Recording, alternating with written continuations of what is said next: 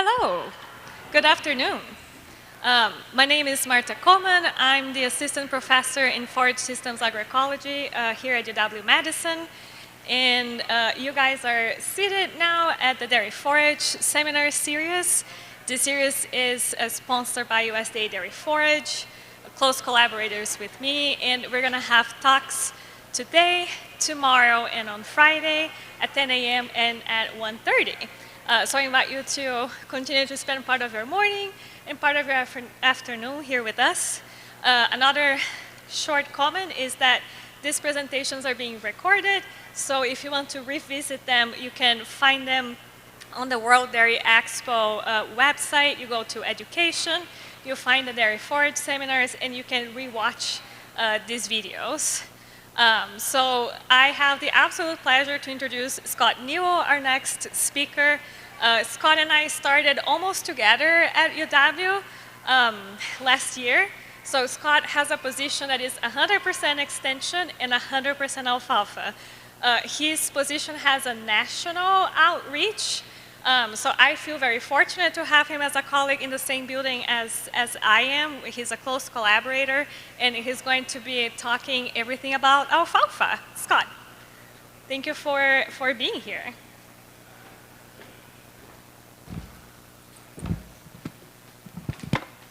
I don't think that mic position is going to work for me. Hey everyone, can everyone hear me okay? Is the mic level good? Do we need to turn it down a little bit? Turn it up? Is this a good spot? All right. So like Marta said, thanks for the introduction. My name is Scott Newell. I'm the Alfalfa Extension Specialist at UW-Madison. It's actually a position that comes from the U.S. Dairy Forage Research Center. They have some funding that they were given to produce this position and have fed that funding into UW-Madison to make this position, and that's where I get the national outreach component for this position. So like Marta said, I'm Scott Newell. My history, a little bit about me. I grew up in Iowa, went to Iowa State University for agronomy. With no real surprise there, I got too much corn and soybeans, not enough alfalfa, so I went out and sought out where I could find some alfalfa research happening. Ended up at the University of California, Davis, where I did some work, did my master's degree on alfalfa plant breeding. Before the Midwest called me back and ended up back here. So without too much else, I'll get into my talk here. So basically what we're going to talk about here today is alfalfa persistence. Can we get the mic turned down a little bit? I want to hold it a little closer to my face. It seems a little hot. Okay. There, is that a little better? All right, perfect.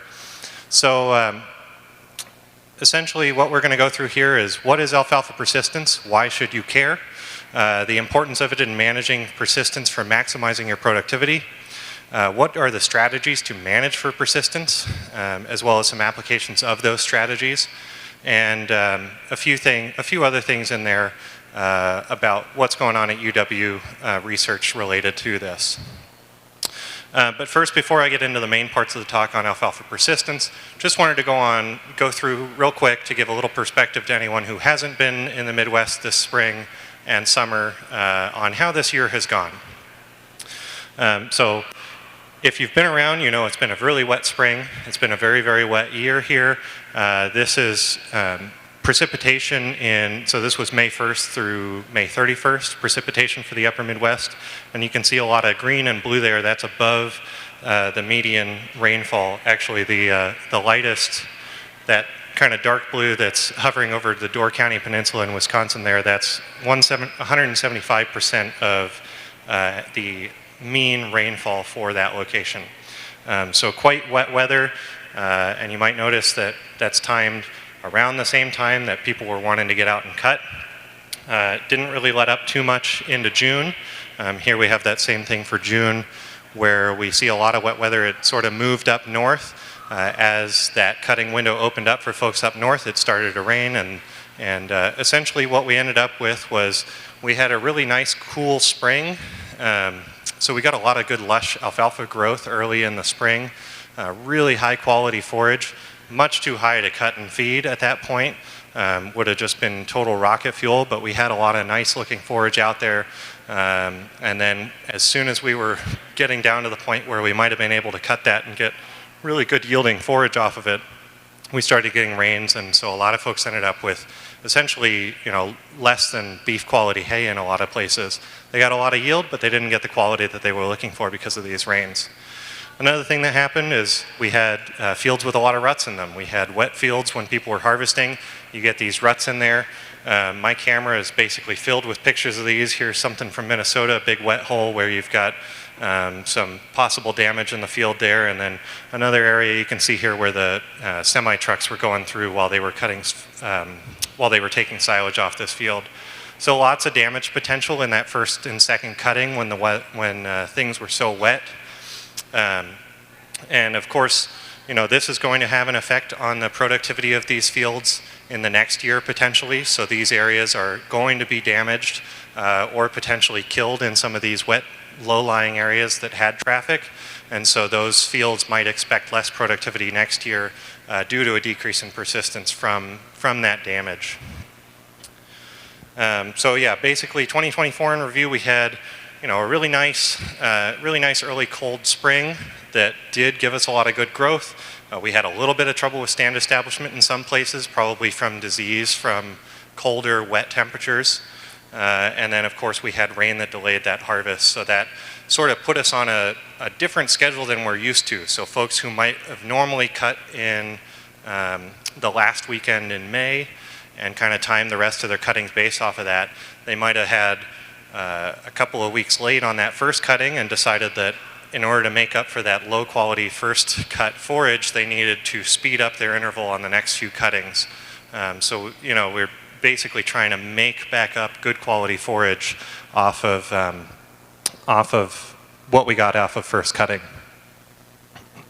And then of course we had widespread alfalfa weevil issues up here in Wisconsin and Minnesota as well, which didn't really help with the quality issue either because they like to target the leaves, so that took away some of the quality that we did have in the fields. Okay, so what is alfalfa persistence and why should you care? So I think oftentimes when I hear people talk about persistence and they think about alfalfa persistence, what it means to them is, how do I keep a stand for 5, 6, or 7 years? Well, we don't often think about it for a 2-year-old or a 3-year-old stand. And I think alfalfa persistence is a really important thing to consider even for your 2- and 3-year stands and those stands that you're going to rotate out after the 3rd or the 4th year. And the reason I say that is so basically we've got 3 different things that we can manage for in alfalfa. You have yield, quality, and persistence. Those are kind of 3 main things, and those all have a trade-off with one another. So if you harvest exclusively for quality, that has a negative correlation with yield. So you're going to get less yield if you harvest exclusively for quality. You're also potentially going to damage your persistence due to some factors we'll talk about a little bit later. Yield and persistence are generally positively correlated. Quality and persistence are generally negatively correlated because of the management strategies that go towards maximizing quality. And so the thing I want to bring up here, why you should be focusing on persistence even in the early years of an alfalfa stand, is if you decrease persistence, then if you focused on quality, your yield's going to go down a little bit. So let's just kind of step through this chart only focusing on quality. So your yield's going to go down, but also your persistence is potentially going to go down a little bit as well. And what happens that next year, that persistence doesn't come back, that's leading to damage to the stand, that's potentially leading to plants being killed within that stand, and what will happen the next year is you have less total yield potential in the first place. So your maximum yield value has gone down from having that hit to your persistence. If we continue stepping this on, you end up with less persistence, lower yield, less persistence, lower yield, and it's kind of a vicious cycle that you can get into where you're actually decreasing the total productivity of the stand over the life of the stand. So this is why I think alfalfa persistence is important to focus on, even for stands that you're only keeping for 3 to 4 years versus focusing on it when you have a 5, 6, or 7-year stand, because you're looking at maximizing the productivity of that stand for the life of the stand, whether that's 3 years or 7 years. And one of the reasons that I say that persistence is profit is that persistence affects your profitability in a dairy operation. Feed and feed production are one of the largest costs of running a dairy. And so if we can decrease the cost of producing feed, we increase the profitability of our dairy systems. And one of the ways to do that, if anyone has gone out into their fields and hired, if you've hired a custom harvester or if you've been harvesting your alfalfa fields yourself, you don't necessarily get a discount on the labor because you had lower yield in your alfalfa field. So we want to make sure that we're getting the most out of our fields so that we're getting the most out of what we're paying for harvesting those fields as well. Another reason that persistence is important to focus on is nutrient credits. These are the alfalfa nutrient credits for following a stand. And you can see from our recommendations here that stand density factors into the nitrogen credit that you will get from an alfalfa stand. So if you have a better stand when you terminate it, you get more nitrogen to feed the following crops as well. So, that can be a benefit to you as well if you have better persistence for the life of the stand. When you terminate the stand, you'll get a better nutrient credit out of it as well, paying you back a little bit on that effort you put towards persistence management. So what are some factors that affect persistence? Well, you've got variety choice, you've got some soil factors like drainage, pH, nutrient status, you've got in-season and fall cutting management, as well as winter stubble remaining, which affects your snow cover, and then of course individual winter conditions, which are very much out of our control. So here I've highlighted some of the things that you can really control sort of in season. A lot of these are set up earlier when you're establishing the variety, like variety choice. That's obviously set up when you establish a field. But things like nutrient status are something that we can influence during the life of the stand. You also have in-season and fall cutting management that you can influence, as well as your choice to leave winter stubble or not. So let's focus a little bit on cutting management here. So what does cutting management do? Basically, when alfalfa goes towards the winter, obviously you're used to choosing a fall dormancy for your variety. There's also winter survival ratings. Part of what that's doing is measuring the response of alfalfa to winter or fall conditions. So that's shortening day lengths, that's decreases in temperature, and what's happening during that time is an acclimatization period. So it's building up some compounds that will get it through the winter. These are nitrogen-containing compounds in the roots, non-structural carbohydrates in the roots, and basically these are helping to bolster that plant against a tough winter ahead. So if we have a plant that's trying to produce these root reserves and we all of a sudden cut the top off and it no longer has anything to produce those reserves, well, it's not going to be able to well acclimatize for winter, and it may actually continue to regrow and use up some of those precious reserves to regrow before the fall is over, and then go into the winter actually a little bit stunted and more at risk of a winter kill event.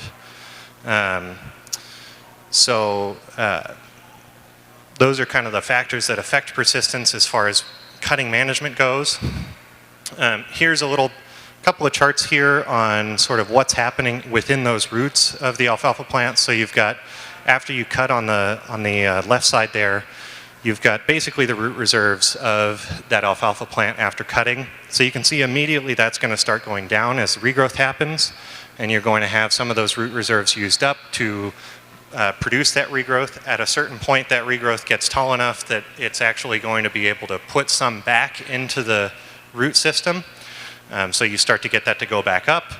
And so what we really want to avoid is sort of cutting our stuff when we're in that trough. We don't want to, or we want to avoid going into winter in that trough. So we want to avoid cutting and make our decisions in the fall so that we don't have alfalfa entering the winter in this trough where it's at a big deficit in terms of root reserves. You can also, so moving forward off of that, basically how do you actually make those fall cutting decisions? So a lot of times kind of the traditional wisdom that folks have is that you leave about 5 to 6 weeks before a killing frost to cut your alfalfa. So basically you shouldn't cut if there's less than 5 or 6 weeks before a killing frost occurs. And how do you actually figure that out? Well, you look at something like this. This is the Purdue freezing tool. So for Dane County, where we're at here today, the average date of a first 25-degree frost is October 28th. You can see that that brackets on both sides. So the earliest it's been, or the 90% earliest it's been is October 9th, 90% latest is November 12th. And so that kind of gives you a window. If you were using that traditional wisdom 5 to 6 weeks prior to a killing frost, that sort of puts you in the early September range for the last date that you should make a cut to allow for good regrowth before you go into the winter. But one of the things that I kind of think about with this is alfalfa doesn't have a watch that it's looking at how many weeks it's been since it was last cut. So what's actually happening during those weeks? Well, really what's happening is alfalfa is responding to heat. It's responding to good available growing conditions. And so wanted to sort of look at what other options might be available rather than just this 5 to 6 week traditional wisdom. And one of the things that kind of came up there was looking into some case studies on winter survival and factors that affect winter survival. So we'll go through a few of these here. First one is a University of Minnesota fall cutting study. This was a 3 and 4 cut system with a fall cutting in either mid-September or mid-October. They did this across 5 environments. And they saw little immediate effect of that fall cutting on a stand, but the cumulative effect of fall cutting did have an effect on persistence. And they concluded, one of their main conclusions from that, though, was that in-season cutting management, so not necessarily whether they had a fall cutting or not, but the intervals between cuttings in the season made as big of a difference to persistence as that fall cutting. So this basically says to me that fall cutting isn't everything. There are other factors that affect persistence, not just fall cutting. So in-season cutting management is an important piece of that. Another study from North Dakota State found kind of similar results with a 3-cut system that had no fall harvest or a 4-cut system that did have a fall harvest. They did this across 2 environments. They did see a significant effect to stand density in some years from that fall cutting, so it was highly winter dependent. So the 4-cut system did have higher yields on average, but the inclusion of a fall cutting, so that 4-cut system, decreased the spring vigor of those plants the following year. So you were getting some damage to the ability of that alfalfa to recover the following spring. So potentially, especially because of the lighter yield that you get from a 4th cutting, it may have actually been beneficial for them to not take that 4th cutting, get a little bit of boost to their 1st cutting yield the following year, and they might have been able to come out a little bit ahead on that in terms of total profit, not necessarily in terms of total yield. Another thing I'll bring up here, this was a Minnesota and Wisconsin grower survey that was performed following an extreme winter kill event in the spring of 2013. Basically, they surveyed folks who had a winter kill event, asked them some questions about what they did for management the previous year, and these were some of the results that came out of that. So fall cutting date. For folks who cut on September 1st, which normally from the traditional 5 to 6 weeks wisdom, you would consider that to be safe. Actually, 60% of the people that responded that had a winter kill event in their field cut on or before September 1st. Those who cut around September 15th, they had about 24% in the survey, and those October 1st were about 18%. So, what that might tell you is that fall cutting management, when you're just looking at dates, may not always be the best way to manage for that.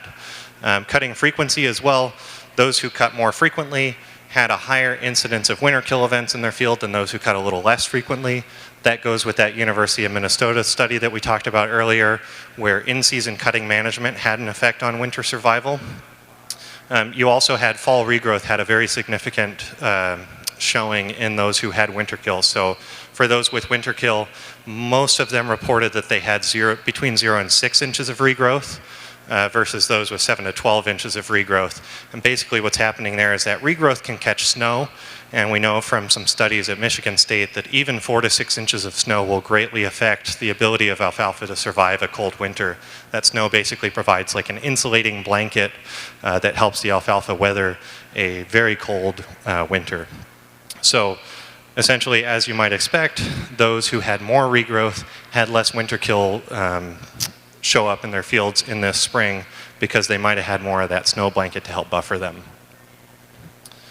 And then the last thing in here on some case studies on alfalfa persistence, and this one I think is most interesting to me, is sort of a little bit of getting to that, well, within those 5 to 6 weeks, what actually is affecting alfalfa regrowth, and that's these heat units. So this is out of the University of, or out of a Canadian organization, and they were looking at the differing timings of fall harvest and looking at it on a growing degree day basis rather than on a number of days basis. So essentially they're saying not all days are created equal. We're going to equalize these days by looking at growing degree days rather than just the number of calendar days in between cuttings. So they set up a trial where they were looking at 400, 500, and 600 growing degree day interval. And that's base of 5 degrees Celsius. So translating that to Fahrenheit, we've got 750, 930, or 1100 growing degree days in between their second to last harvest and their fall harvest. So this was basically, they were looking at that fall cutting interval and how that fall cutting interval affects their persistence. Essentially what they found is that longer intervals increase the N-containing compounds in the root and associated with spring vigor.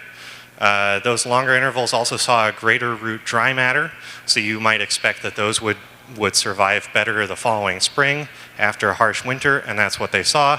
They saw higher concentrations of cryoprotective sugars when they only had that 400 to 500 growing degree day interval, and basically what that means is that the alfalfa was cut a little earlier in the fall and had more time after that cutting to regrow and be in that acclimatizing environment. So that's where they get those cryoprotective sugars from.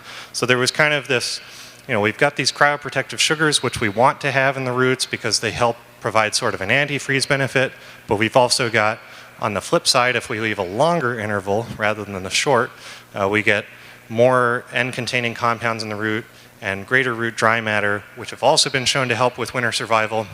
So they sort of concluded from this study that 500 growing degree days Celsius or 930 Fahrenheit was the best balance for persistence and following season yield.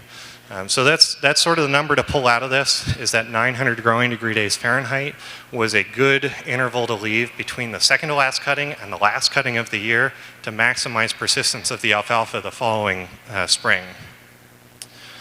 And so just so we can kind of talk on similar terms here, this is the expected accumulation of growing degree days from in the last couple of months of the year, or of the growing season. And what you can see here, of course, as you would expect, is that the earlier you are, or the closer to summer you are, the more growing degree days you accumulate. And as we get closer and closer to fall and winter, we get fewer growing degree days accumulating per day. So in that, like I said earlier, in that 5 to 6 week period, not all the days are created equal. We have more growth potential in the first few weeks of that than we do in the last few. Last factor I want to bring up here on factors affecting persistence is fertilization. Some of these studies also looked at the effect of fertilization, especially with potassium, on alfalfa persistence, and did find that there was some effect from fertilizing. So it's important to look at this as one of the methods that you can do for protecting yourself going into the winter. One thing I will say is that the application should occur well in advance of the stressor. So if you're just going out and applying right before a bad winter, applying a load of potash to your fields, you're not necessarily going to get a whole lot of benefit from that because it won't have been able to actually get into the plants and help provide those benefits. So something to look at well in advance of the stress. So getting back to things here on this we've got these three factors: yield, quality, and persistence that we have to manage. So how do you actually balance this triangle in any given season to make sure that we're getting the best out of our alfalfa fields, we're still getting a high enough quality product that we can feed to our animals, but we're making sure that we're maximizing total stand productivity by not limiting our persistence too much. And so one thing I want to bring up here on that course of balancing the triangle, as we talked about earlier, yield and quality in alfalfa have a negative relationship. So as you increase yield in your alfalfa fields, you've probably seen the quality starts to go down. But it's not the same relationship from cutting to cutting. In the spring, you get a very quick decline in quality over time, whereas later on into third and fourth cuttings, you don't necessarily get that decline, that precipitous drop in quality that you would see in first cutting. So in first and second cutting, quality is a lot more important factor to time off of. But in third and fourth cutting, you can see here that quality doesn't drop as quickly, and so you have a little bit more flexibility in those cuttings to work with. Other thing to bring up here on kind of cutting systems, this is from the Wisconsin Alfalfa Yield and Persistence Project, which basically looks at, it's an actual measurement of total field productivity. So this is every single silage wagon goes over a scale on the farm. They record that, they get the yield for these fields across these years. And you can see here basically what I want to bring up is that you have various times where you're expecting to get the most forage as well. So in a 3-cut system, the mean is that about 46% of the forage yield comes from that first cutting. So that first cutting is really important to manage for. Same with in a 4-cut system, about 36% of the yield comes from first cutting versus a fourth cutting, about 18% of the forage yield. So when we're trying to manage for, when we want to make sure that we're having enough high quality forage on the farm, first and second cutting are really important to manage because that's our highest yielding. So when we have drops in quality there, we're going to have a lot of potential forage to use up. Whereas if we if we have a little bit lower quality forage in third and fourth cutting because we've managed for persistence rather than quality, it's going to be less of our total forage that we need to use up on the farm. So here's how I might suggest balancing this triangle, keeping in mind that we need high quality forage for our cattle, but we also want to make sure that we maximize our yield potential in following years. So first cutting, of course, you're going to manage on quality. The main consideration is that quality. Your yield's going to be highest at this first cutting, and the effects are going to be minimal because we can deal with the effects to persistence are going to be minimal at this point because we can deal with that later in the season with some other in-season cutting management and fall cutting management. So we're really going to be looking at quality here. That's our biggest driving factor. Second cutting is really based on quality as well. This is going to be a relatively short cutting interval. We've got temperatures raising during this time period. And again, you're going to focus on quality here because we're going to get to the persistence next. So as long as we're planning on managing for persistence later in the season, these first two cuttings, which are a large percentage of the forage that we're going to get, we can manage for quality here. Third cutting is where I would suggest moving over towards managing for persistence. So quality will decline less as that yield increases in your third cutting, so you have a little bit more leeway here. So I would suggest extending that cut date a little bit. This is where you might have heard to leave your fields to around 10% bloom. This is where you might extend out to say that 900 or 1100 growing degree day interval between this cutting and the previous cutting to get some more root biomass accumulated and increase the persistence of your fields. As well in the fourth cutting, again, we're going to focus on persistence here, assuming that we're in a 4-cut system. This is your last cutting of the year. And so if we're using that data from Canada, we want to leave about 900 growing degree days between that third cutting and the fourth cutting here. And that'll help potentially boost spring vigor. It can also give us a little bit more winter survival ability from the stand, which is going to be a good thing for next year's yield. So again, kind of focusing on how are we setting up a perennial crop so that the next year can be as good as possible. And that's why I think in these third and fourth cuttings we want to focus on persistence management. So how do you actually make sure that you know what you're dealing with going into the fall. You would use some crown evaluations to look at your fields, see how they're managing. This is good to assess going into the winter, and also very good to assess coming out of the winter. So going into the winter, if you see a lot of damage to crowns as you're digging up crowns, that may be a field that's a candidate for rotating out. It might be something that you build a contingency plan against. As well, you can do this again in the spring, and you can sort of assess whether or not you're going to have a highly productive stand the following year based on some crown evaluations and stem counts. So this is a worthwhile thing to do if you're worried a lot about winter survival of your alfalfa fields. So I think in terms of planning for persistence, basically from everything that I've seen, everything that I've experienced and all the research that has come together on this is that there is no one trick for alfalfa persistence. It's not as easy as one thing or another. In-season cutting management and fall cutting management are very important for managing persistence. Around that 900 growing degree day interval between the second and third, or third and fourth cutting, or fourth and fifth cutting if you're on a 5-cut system, leaves a good interval for you to maximize persistence. Maintaining that forage biomass entering the winter is very important to have snow cover. Nutrient management will aid in success, but if your only plan for persistence is nutrient management, it's probably not going to be enough. And another thing I'm going to throw out there, especially with this year, is traffic management. If we've got those areas of the field that are damaged from traffic, that's also going to decrease our persistence. So how do you actually apply some of these cutting interval management things, pieces to your area? Well, you could use the University of Wisconsin alfalfa cutting tool, because of course we have a tool for that.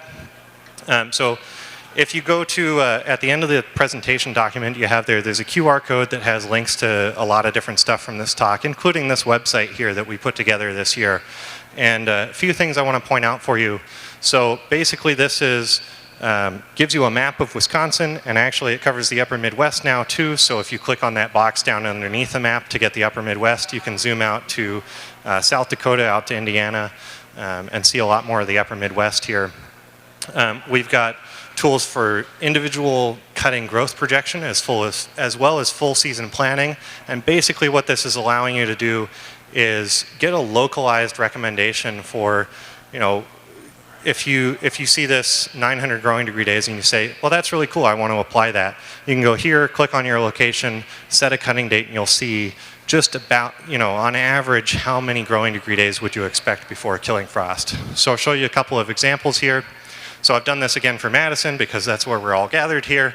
And this is for a pretend cutting on an alfalfa field on September 5th.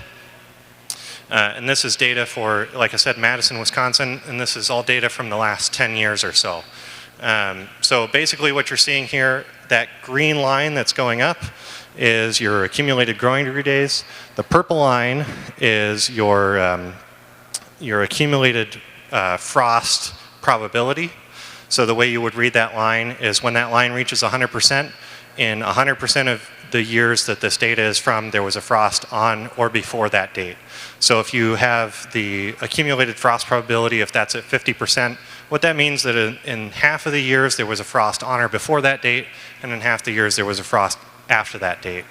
So that purple line is sort of where you set your risk threshold. So let's just say we have a 50% risk threshold. So that would be October 31st in this case, and you can see that green line on October 31st, and we have it picked out there and labeled. That green line is at 941 growing degree days. So you're well within that window of that 900 growing degree days that we talked about to make sure that you've had enough regrowth to accumulate root reserves again and go into the winter well off. Alternatively, if we look at a cutting date for Madison, Wisconsin today, what would you expect from that going forward? So you would expect on October 31st you would accumulate around 284 growing degree days. So another thing that comes up in sort of managing for alfalfa fall cutting management is you can either cut to let the alfalfa grow enough that the root reserves replenish, or you can take a later fall cutting take off some of that alfalfa growth that's there for some yield. And as long as you don't have enough time for things to regrow, you're not necessarily going to deplete those root reserves enough, and you will have the ability to take some of this fall forage that's in the field and not have as much of a hit to persistence as you might if you took a cutting at exactly the wrong time. And basically, what the recommendations would say that I've seen is if you have fewer than 360 growing degree days remaining, then you would have not necessarily enough regrowth for those root reserves to deplete too much. So you can see here at 284 growing degree days predicted by October 31st, we're kind of within that window where if you cut today, it's not maybe ideal, but you may not have enough regrowth to negatively affect the alfalfa going into the winter. But again, kind of keep in mind there are a lot of factors to do with winter survival. So this is what I would say. I would say this is not ideal, but if you need forage, this is a better time to cut than say the middle of September, because in the middle of September we would have been up in kind of a danger zone where we didn't have enough regrowth to build those root reserves back up, but we also would have brought those down quite a bit from the regrowth that we had. Another thing kind of to keep in mind with these later fall cuttings is that forage is generally going to be lighter, so it's going to be expensive forage. And then also you're going to have less stubble remaining in the field for that snow catch, which can be very important. Another thing I'm going to highlight in this tool here, this is for a full season. So we have this full season cutting management tool. And basically, one of the things that I think you can do for this is in a year like this year, where we have a spring that got well off of what our normal is, it's important to look forward at how these changes in our cutting management affect our options in the winter. So here I've keyed in for Madison and a first cut date of June 12th, which is a couple of weeks later than most people would want to have cut. So this is sort of saying we were 2 weeks off because it was too wet to get in here. So then how do you time the rest of your cuttings so that you're not going to end up left in the lurch when we get to the fall? Because here, if you just had followed the 28-day cutting schedule, you would have ended up with a cutting that happened that leaves you in this kind of danger zone where you have too much regrowth but not enough to replenish the root reserves. So here I've chosen a few dates, so July 8th for a second cutting, so moving that a little bit closer to the first cut, and then sort of decreasing the time period there so that when we go into the fall here, we could cut on that October 3rd date and still have not too many growing degree days remaining so we could have good winter survival into the next year. So sort of giving a tool so that you can look at how individual cutting decisions affect your total cut portfolio, as it were. And with that, I want to thank everyone who's come out here today. Again, this QR code here, if you scan that, it's got links to most of the stuff that I talked about here today, including that tool that you can use to look at stuff in your area and get recommendations directly for you. I want to say a big thank you to the U.S. Dairy Forage Research Center for all their support and for inviting me to speak here today. And with that, I think open it up to questions if anyone has any.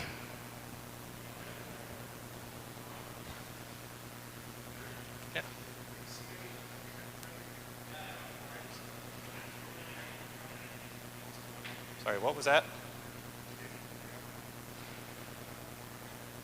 I'm just going to come a little closer.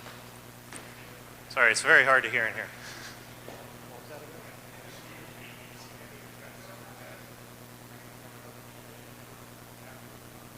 Sure. So the question was whether or not there's any negative effects from putting liquid manure on after a crop. And are you talking any time during the season or specifically in the fall? Sure. So actually, some really interesting research from Dr. Brian Luck here at the University of Wisconsin looking into traffic management in alfalfa and how traffic affects alfalfa persistence. Basically the idea being that when that alfalfa is regrowing, if you run over it, you're going to potentially damage that stem. It may not regrow and it has to shoot out new stems. And one of the things that I think is really interesting in that research, they simulated different cutting schedules in different intervals. So I'm getting into your question, but trust me, it's in a little bit of a roundabout way, but I am getting there. One of the things that they did in that was they simulated these different cutting schedules, and one of the main things that you notice there, and I actually have a couple of slides here that I'll pull up to illustrate this. So this is basically the effect on yield from these imposed traffic treatments. So they ran over these plots over and over again with a piece of equipment, and they did this in a bunch of different ways. And the main thing to pull out here is that this one right here was a 5-pass hay system. So what that's saying is that the more passes you have, and especially the longer after cutting occurs that those passes happen, so the more regrowth you have from that alfalfa when you crush it, the more damage you have to yield in those crops. So my answer to your question on manure is those manure wagons are really heavy, and if I'm going to be spreading manure on alfalfa, I want to make sure that I'm doing it as quickly after cutting as possible. So if you're planning on spreading liquid manure on your fields, it's best to do that after taking haylage rather than dry hay, because you're going to have to wait more days to get that dry hay off the field and then get out there and spread your manure, and you're potentially doing more damage to the plants from that spreading procedure. Does that help with your question?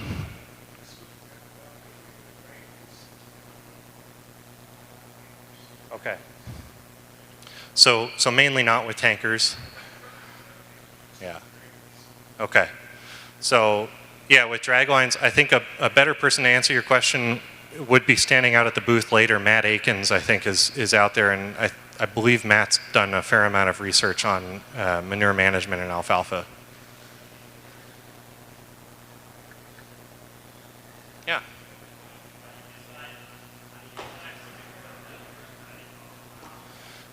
So how do you decide when to take the first cutting?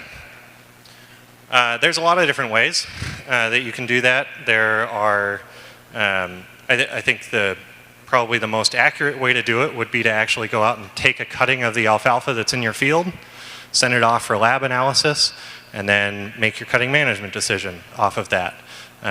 We do a program, we help administer a program like that here in the state of Wisconsin. There's another one in Minnesota, and I know a lot of co-ops do that themselves, where they'll go out and actually take a clipping, send it off to the lab, and they'll see how the alfalfa is doing in the field so that they can time their first cutting.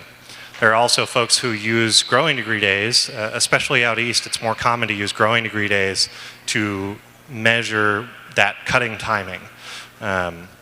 So that's kind of another option, but really, I don't think there's too much of a substitute if you're really worried about quality management in your own field. Actually taking a clipping yourself and sending it off to the lab is really beneficial for managing that, because any of these predictive equations, like even the peak stick, you're not necessarily measuring the actual quality, you're just looking at some correlated factors which may change from year to year.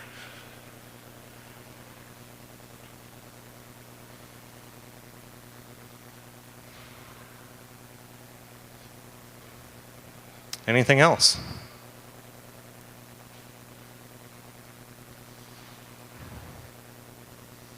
All right. Well, I think I'll let you all go, and you can find some free ice cream tickets somewhere at a booth. If you do find a booth that has free ice cream tickets, make sure to come back and let me know. Yeah, thanks for everyone for coming today.